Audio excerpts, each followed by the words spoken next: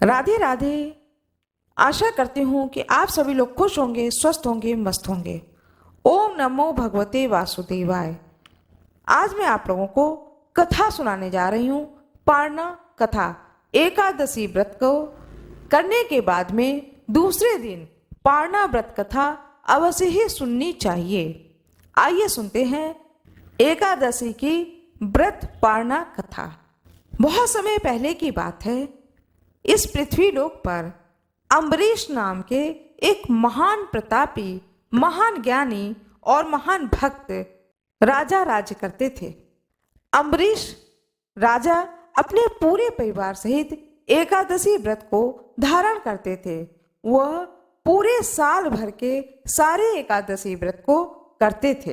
एक समय की बात है, राजा अम्बरीश ने एकादशी व्रत को धारण किया और दूसरे दिन द्वादशी तिथि के समाप्त होने के पहले वे एकादशी व्रत के पारना को करने जा रहे थे। अभी कुछ समय ही बचा था कि उस समय ऋषि दुर्वासा अपने बहुत सारे शिष्यों के साथ राजा अम्बरीश के दरबार में आ गए। राजा अम्बरीश ने ऋषि दुर्वासा का बड़ा ही स्वागत किया और कहा, हे ऋषिवर, आइए और भोजन ग्रहण करें। ऋषि दुर्वासा कहते हैं कि आज द्वादशी है, मैं पहले गंगा जी में स्नान करूंगा अपने शिष्यों के साथ में। इसके बाद भगवान शंकर की पूजा करूंगा विधि विधान से, क्योंकि भगवान शंकर मेरे इष्ट हैं, मेरे गुरु हैं। उसके बाद मैं भोजन ग्रहण करने आऊंगा, तब तक आप भोजन तैयार कराएं। राजा अम्बरीश ने ऋषिवर से कहा, हे ऋषिवर, जैसी आपकी इच्छा। ऐसा कह करके ऋषि दुर्वासा अपने शिष्यों के साथ में गंगा स्नान को चले गए। इधर द्वादशी तिथि का समापन होने वाला था। अब राजा अम्बरीश परेशान होने लगे कि यदि मैं द्वादशी तिथि पर व्रत का पालना नहीं करूंगा तो मेरा व्रत निष्फल हो जाएगा, और यदि मैं जल को ग्रहण कर लूंगा तो मेरे घर जो अतिथि आए हुए हैं, जो कि स्वयं ही एक देवता हैं, ईश्वर स्वरूप हैं, उनका घोर अपमान हो जाएगा। अब मैं करूं तो क्या करूं? जब ये असमंजस की स्थिति में फंस गए, तब राजा अम्बरीश ने विद्वानों से सलाह ली। तो विद्वानों ने कहा कि हे महाराज, द्वादशी तिथि समाप्त होने से पहले आप अपने मुख में तुलसी दल लेकर के एक घूंट जल ग्रहण कर लें। इससे आपका व्रत भी भंग नहीं होगा और द्वादशी तिथि समाप्त होने से पहले एकादशी व्रत का पालना भी हो जाएगा। विद्वान लोगों के मतों को जान करके राजा अम्बरीश ने इसी कार्य को किया। उधर दुर्वासा ऋषि अपने शिष्यों के साथ में गंगा जी में स्नान करके भगवान शंकर की पूजा आराधना करके अपने शिष्यों से कहते हैं कि चलो अब राजा को इंतजार न कराएं, समय पर पहुंच करके भोजन ग्रहण करें, क्योंकि राजा ने भी एकादशी व्रत को धारण किया है। आज उनका भी पारना का दिन है, उनका भी पारना का समय हो रहा है। ऐसा विचार करके ऋषि दुर्वासा राजा अम्बरीश के यहाँ महलों में आते हैं। योग बल से, अपनी शक्ति से ऋषि दुर्वासा जान जाते हैं कि राजा अम्बरीश ने तुलसी दल लिया है और साथ में एक घूंट जल पिया है। राजा के इस कृत्य को देख करके ऋषि दुर्वासा बहुत ही क्रोधित हो जाते हैं और ऋषि दुर्वासा ने अम्बरीश राजा को श्राप दे दिया। श्राप देने लगे, एक तिनका उठाया और तिनका उठा करके उनके ऊपर फेंका कि लो, मैं तुम्हें श्राप दे देता हूं कि तुमने जो मेरा अपमान किया है, इस अपमान के कारण तुम इसी स्थान पर भस्म हो जाओ। राजा अम्बरीश ऋषि दुर्वासा के श्राप को सुनकर उसी स्थान पर थर थर कांपने लगे और श्री हरि विष्णु को याद करने लगे। उसी समय श्री हरि विष्णु वहां पर प्रकट होकर के अपने भक्त की रक्षा हेतु अपने सुदर्शन चक्र को छोड़ दिया राजा अम्बरीश के ऊपर उस सुदर्शन चक्र ने उस तिनके को काट दिया। इससे कोई भी श्राप राजा अम्बरीश तक नहीं पहुंच पाया। उधर वह सुदर्शन चक्र तिनके को काटने के बाद में ऋषि दुर्वासा के पीछे भागने लगा। सुदर्शन चक्र को देख करके ऋषि दुर्वासा महल से बाहर निकल गए। अब वो भागना शुरू कर दिए कि यह सुदर्शन चक्र तो मेरी जान ही ले लेगा, अब तो मेरे प्राणों के संकट आ गए हैं। ऐसा सोच करके ऋषि दुर्वासा भागते भागते ब्रह्मा जी के लोक पहुंचे। ब्रह्मा जी ने जब इस दृश्य को देखा तो उन्होंने ऋषि दुर्वासा से कहा कि हे ब्राह्मण, मैं आपकी कोई सहायता नहीं कर सकता हूँ। इस चक्र से मैं आपको नहीं बचा सकता हूँ। कृपया आप शिव धाम को जाएं। अब दुर्वासा ऋषि कैलाश पर्वत पर पहुंचते हैं, भगवान शंकर के धाम, और वहां पर भगवान शंकर से अपने प्राणों की रक्षा के लिए प्रार्थना करते हैं। इस दृश्य को देखकर भगवान शंकर कहते हैं कि हे दुर्वासा ऋषि, मैं भी इस चक्र से आपकी रक्षा नहीं कर सकता हूँ। इसके लिए तो आपको या तो आप विष्णु लोक जाइए या अम्बरीश राजा के ही दरबार में जाइए और राजा अम्बरीश से आप क्षमा मांगिए। तब यह सुदर्शन चक्र वापस स्वयं ही विष्णु भगवान के पास चला जाएगा। इस सलाह को मान करके ऋषि दुर्वासा तत्काल वहां से वापस लौटते हैं अम्बरीश के महल में, और राजा अम्बरीश के सामने खड़े होकर के दोनों हाथ जोड़ करके क्षमा मांगते हैं कि हे राजन, मेरा क्रोध का स्वभाव ही है, मैं अत्यंत क्रोधी स्वभाव का हूँ। इस कारण बिना विचार किए ही तुम्हें श्राप देने के लिए मैं तैयार हो गया। कृपया मुझे क्षमा करो और श्री हरि विष्णु को पुकारो, याद करो कि वे अपने इस सुदर्शन चक्र से मेरी रक्षा करें। ऋषिवर की इस अवस्था को देख करके राजा अम्बरीश को अत्यंत दुख हुआ और वो श्री हरि विष्णु से प्रार्थना करने लगे कि हे प्रभु, ऋषिवर को क्षमा करें।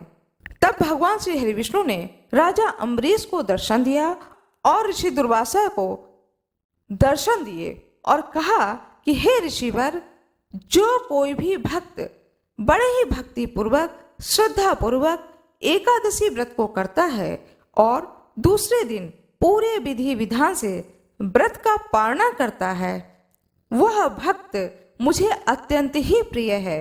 उस भक्त की रक्षा करने के लिए हर समय मैं तैयार रहता हूँ। मेरे भक्त को कोई भी अनिष्ट नहीं कर सकता है। आपको मेरे भक्त को श्राप नहीं देना चाहिए। कृपया आप अपना श्राप वापस लें। तब ऋषि दुर्वासा ने अपना श्राप वापस लिया और राजा अम्बरीश से कहा कि मैं फिर आऊंगा तुम्हारे यहाँ भोजन ग्रहण करने। ऐसा कह करके ऋषि दुर्वासा वहां से चले गए अपने शिष्यों के साथ में। भगवान श्री हरि विष्णु वहां से चले गए विष्णु लोक को, और राजा अम्बरीश ने उस दिन से अपने मन में संकल्प लिया कि ऋषिवर मेरे घर से बिना भोजन किए गए हैं, अब मैं भोजन तभी ग्रहण करूंगा जब ऋषि दुर्वासा मेरे महल में भोजन ग्रहण करेंगे। उस दिन के बाद से राजा अम्बरीश ने अन्न को ग्रहण नहीं किया, वो फलाहार ही पर रह गए। ठीक 1 साल बाद ऋषि दुर्वासा फिर राजा अम्बरीश के महल में आते हैं और राजा अम्बरीश ने जब ऋषि दुर्वासा को भोजन कराया उसके बाद ही उन्होंने अन्न को ग्रहण किया। ऋषि दुर्वासा प्रसन्न होकर के राजा अम्बरीश को बहुत ही आशीर्वाद दिया और कहा कि जब तक यह पृथ्वी लोक रहेगा तब तक इस पृथ्वी लोक पर आपका नाम और यश रहेगा। आपको मैं भक्ति का वरदान देता हूँ कि आपकी भक्ति कभी भी नहीं घटेगी, सदा सर्वदा बनी रहेगी। भगवान श्री हरि विष्णु की कृपा आप पर हमेशा ही रहेगी। इस प्रकार ऋषि दुर्वासा ने राजा अम्बरीश को आशीर्वाद दिया और अपने लोक को चले गए। उसके बाद राजा अम्बरीश भी खुशी खुशी अपने राज्य में राज्य करने लगे और एकादशी व्रत को नियम पूर्वक धारण करते थे और दूसरे दिन नियम और विधान पूर्वक पालना करते थे। भगवान श्री हरि विष्णु की जय हो, सभी ऋषियों की जय हो, दृश्य ऋषियों की जय हो, अदृश्य ऋषियों की जय हो। आइए सुनते हैं एकादशी व्रत पारणा कथा। पौराणिक कथा पुराण तथा अन्य पुराणों में इस प्रकार से इस कथा का वर्णन किया गया है। प्राचीन काल में जालंधर नामक एक दैत्य था, जिसने अपने उत्पातों के कारण सभी को भयभीत कर रखा था। सारे देवता लोग भी जालंधर से अत्यधिक भयभीत रहने लगे थे। जालंधर ने इंद्र के सिंहासन को जीत करके सारे देवताओं को पृथ्वी लोक पर भेजकर स्वयं ही इंद्र का सिंहासन पर जाकर बैठ गया था। उसकी पत्नी वृंदा रूपवती होने के साथ साथ एक पतिव्रता स्त्री थी। उसी के प्रताप से वह सर्व विजयी बना हुआ था। उस दैत्य से भयभीत होकर ऋषि मुनि और देवतागण भगवान विष्णु के पास जा करके अपनी विपदा सुनाने लगे। उन्होंने वृंदा का पति धर्म के बारे में भी बताया कि वह इतनी अधिक पतिव्रता स्त्री है जिसके तप के कारण जालंधर का कोई कुछ भी बिगाड़ नहीं पा रहा है। भगवान श्री हरि विष्णु ने जब इस बात को सुना तब उन्होंने निश्चय किया कि इस जालंधर नामक राक्षस का वध करना ही पड़ेगा और उसके बाद ही सारे देवता ऋषि मुनि भय से मुक्त हो पाएंगे। ऐसा विचार करके जहां पर वृंदा थी वहां पर भगवान श्री हरि विष्णु योग माया से एक साधु का वेश बना करके पहुंच गए। जालंधर का एक हाथ में सिर और एक हाथ में धर लेकर के खड़े हो गए। अपने पति के इस रूप को देख करके वह पतिव्रता स्त्री वृंदा विलाप करने लगी और विलाप करते करते उसने ऋषिवर से प्रार्थना करी कि हे ऋषिवर, आप मेरे पति को पुनर्जीवित कर दें। वृंदा के प्रार्थना को सुन करके भगवान श्री हरि विष्णु ने धड़ को सिर से जोड़ दिया और स्वयं छल से उस शरीर में प्रवेश कर गए। इस चीज को वृंदा नहीं जानती थी और अपने पति को पुनर्जीवित पा करके वृंदा अपने पति से लिपट गई। इससे वृंदा का सतीत्व धर्म नष्ट हो गया और थोड़ी देर बाद उसे ज्ञात हुआ कि यह स्वयं हरि विष्णु हैं। ऐसा जान करके उसने भगवान श्री हरि विष्णु से पूछा कि हे प्रभु, आपने मेरे साथ में इतना बड़ा छल क्यों किया, जबकि उसका पति तो देवलोक में इंद्र से युद्ध कर रहा था। इधर वृंदा का सतीत्व नष्ट हुआ, उधर उसका पति युद्ध में हार कर मृत्यु को प्राप्त हुआ।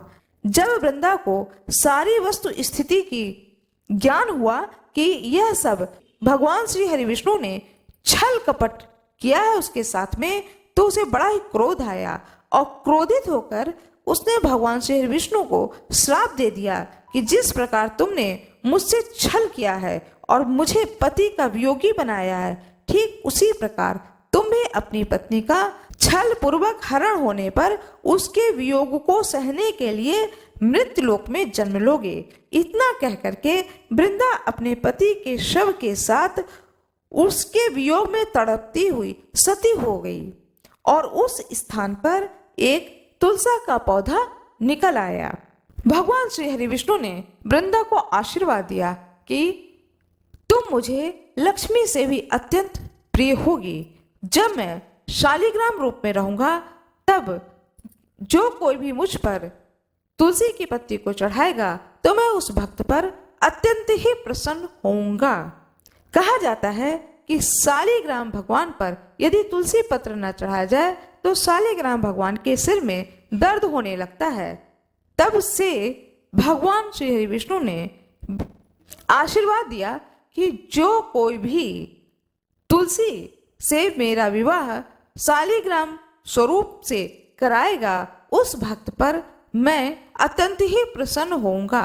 तब से इस पृथ्वी लोक पर शालिग्राम भगवान और तुलसी माता का विवाह हर साल की जाती है।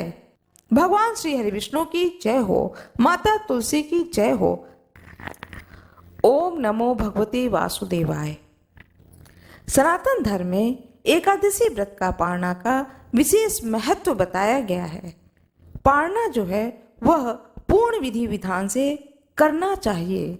यदि पारणा पूर्ण विधि विधान से न किया जाए तो एकादशी व्रत का पूर्ण फल प्राप्त नहीं होता है। पारणा करने से पहले कुछ नियम हैं, उन नियमों का पालन अवश्य ही करना चाहिए जिससे एकादशी व्रत का पूर्ण फल प्राप्त हो सके, भगवान श्री हरि विष्णु की कृपा प्राप्त हो।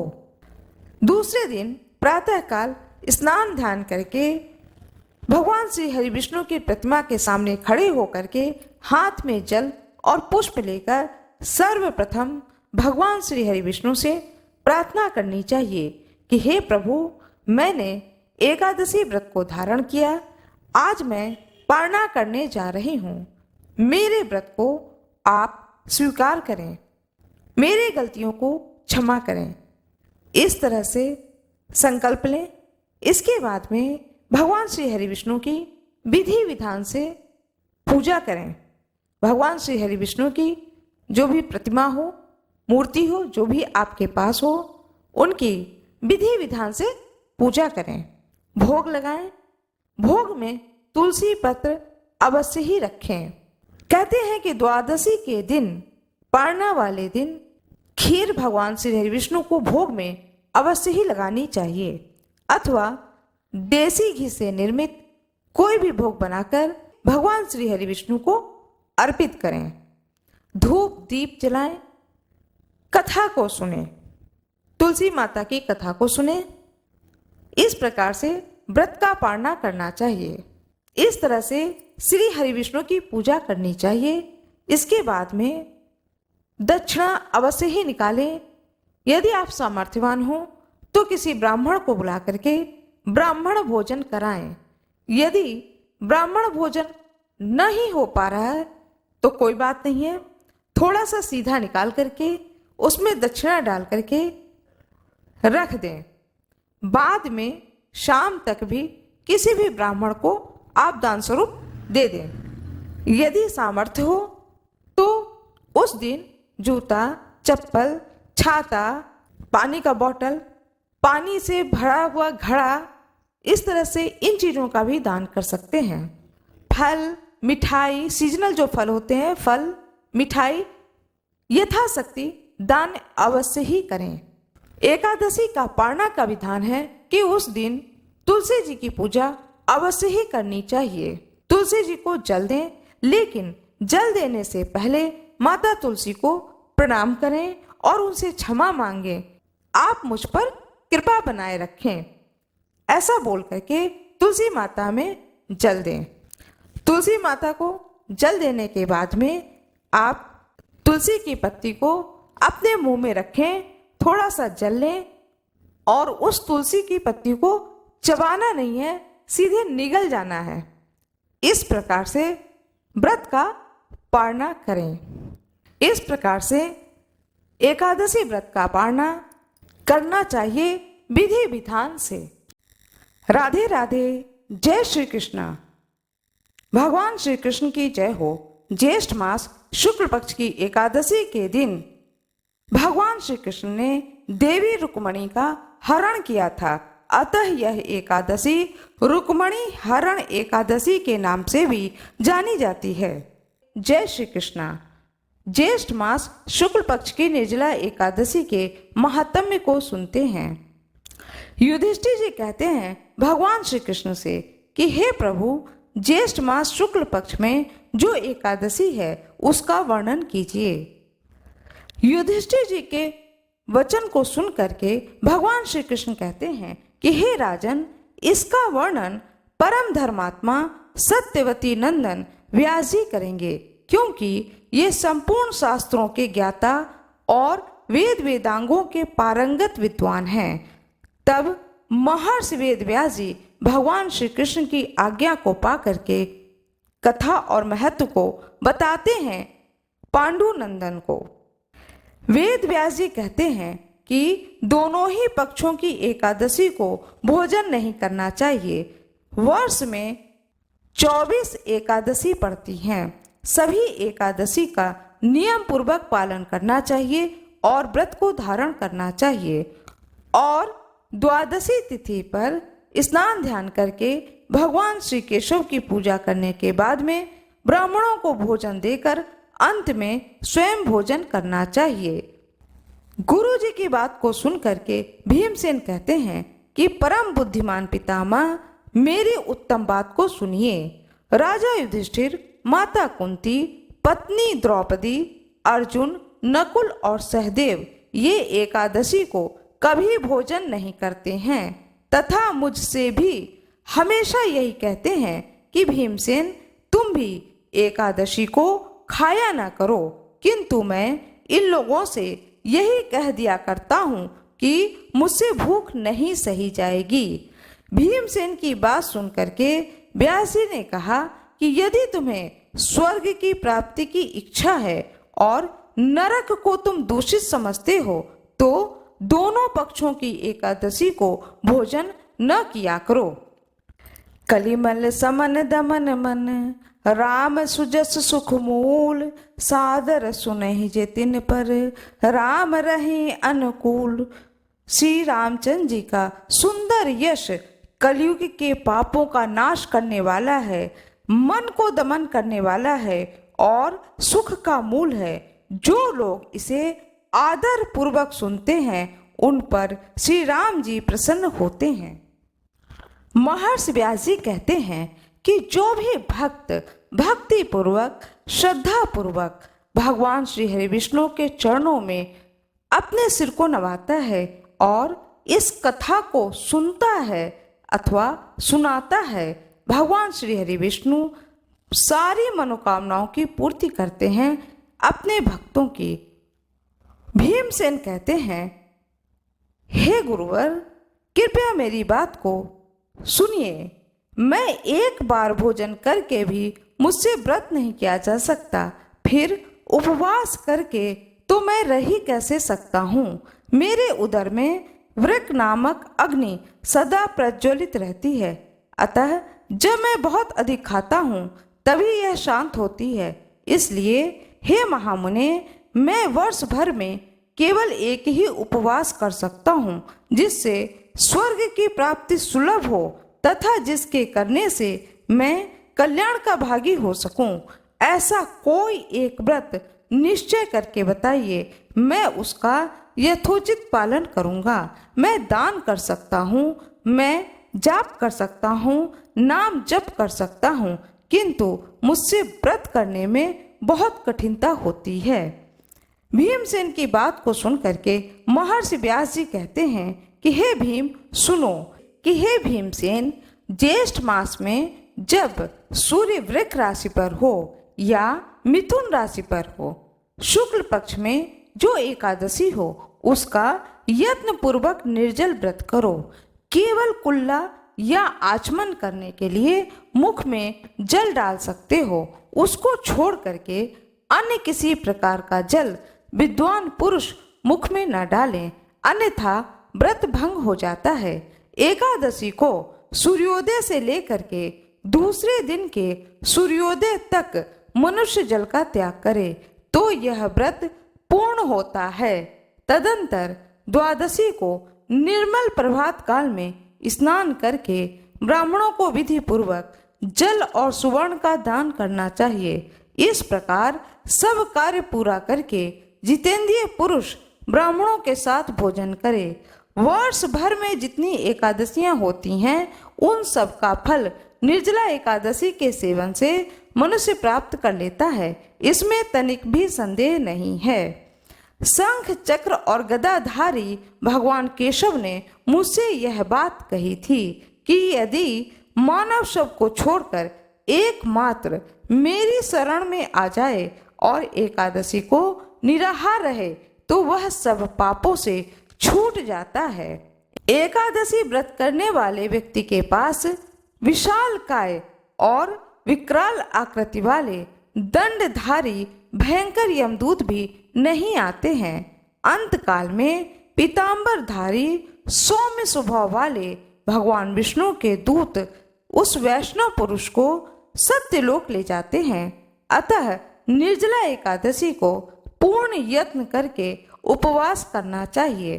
तुम भी सब पापों की शांति के लिए यत्न के साथ उपवास और श्री हरि का पूजन करो।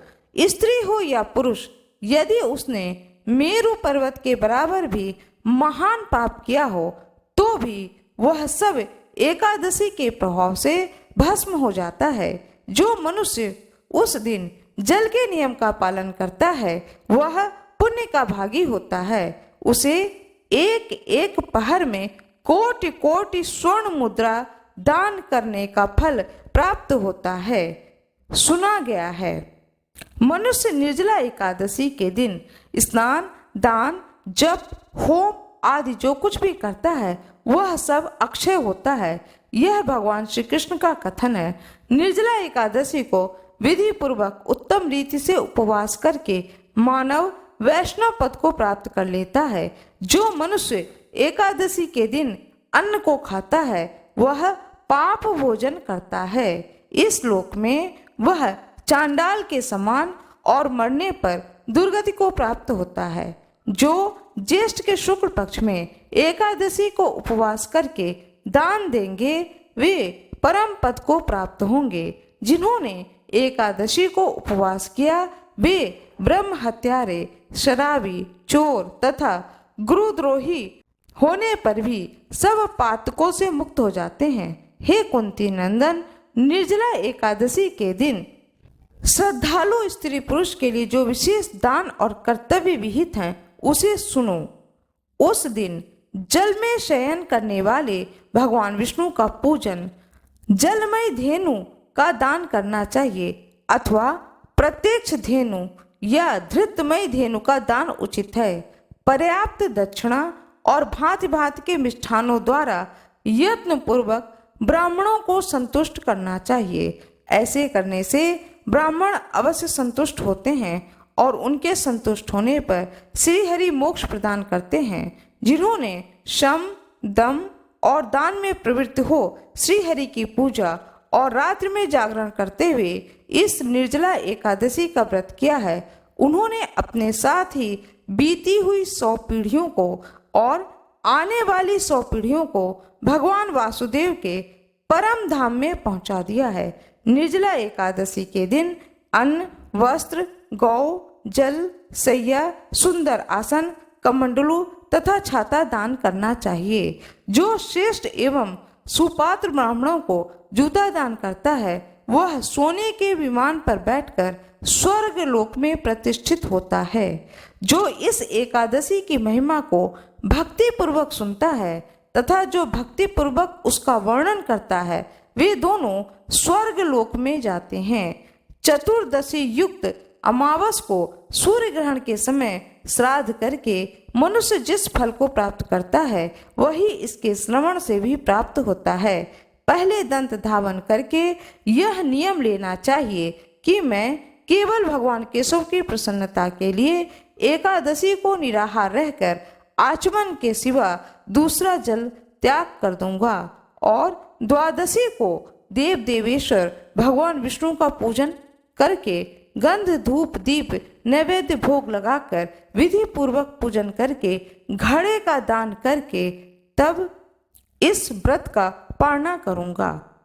जब आप घड़े का दान करें तब भगवान श्री हरि विष्णु से इस प्रकार से प्रार्थना करें, हे संसार सागर से तारने वाले देव देव ऋषिकेश, इस जल के घड़े का दान करने से आप मुझे परम गति की प्राप्ति कराइए। हे भीमसेन, ज्येष्ठ मास में शुक्ल पक्ष की जो शुभ एकादशी होती है उसका निर्जल व्रत करना चाहिए तथा उस दिन श्रेष्ठ ब्राह्मणों को शक्कर के साथ जल के घड़े का दान करना चाहिए। ऐसा करने से मनुष्य भगवान विष्णु के समीप पहुंचकर आनंद का अनुभव करता है। तत्पश्चात द्वादशी को ब्राह्मण को भोजन कराने के बाद स्वयं भोजन करो। इस प्रकार पूर्ण रूप से पाप नाशनी एकादशी व्रत करता है जो भी भक्त वह सब पापों से मुक्त हो अनामय पद को प्राप्त होता है। यह सुनकर के भीमसेन ने भी इस शुभ एकादशी का व्रत आरंभ कर दिया, तब से यह लोक में पांडव द्वादशी के नाम से विख्यात है। भगवान श्री कृष्ण की जय हो। भगवान श्री हरि विष्णु की जय हो।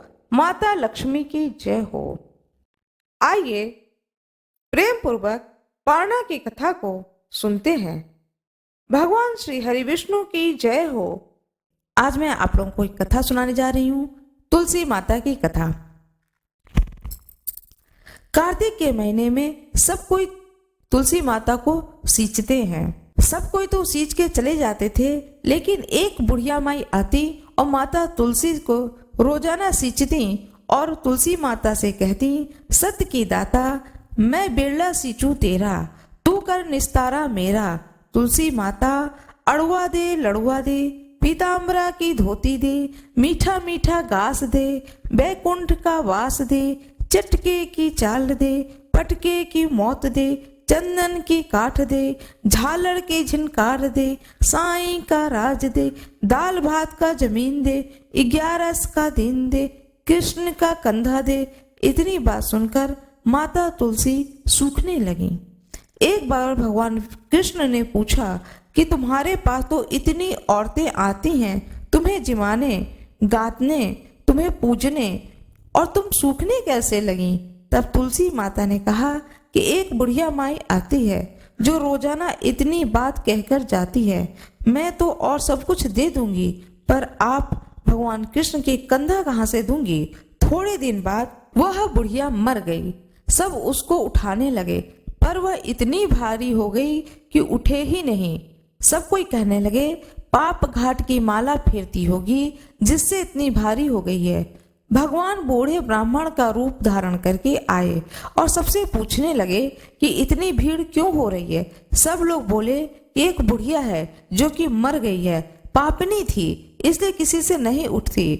तब भगवान बोले कि इसके कान में एक बात कहने दो तो यह उठ जाएगी। सबने कहा, तू भी मन की निकाल ले।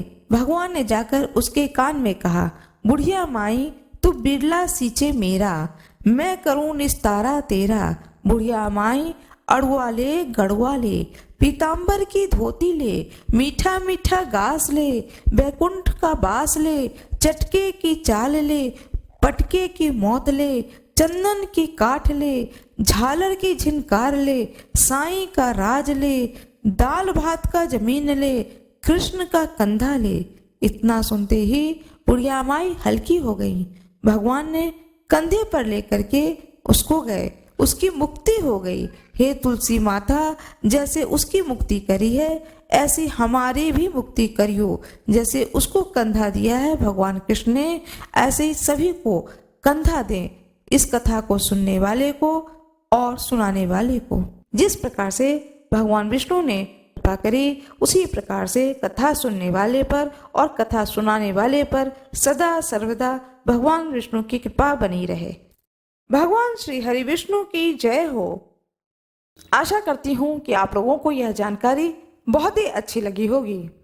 कृपया वीडियो को लाइक करिएगा, चैनल को सब्सक्राइब करिएगा, बेल आइकन दबाना ना भूलिएगा।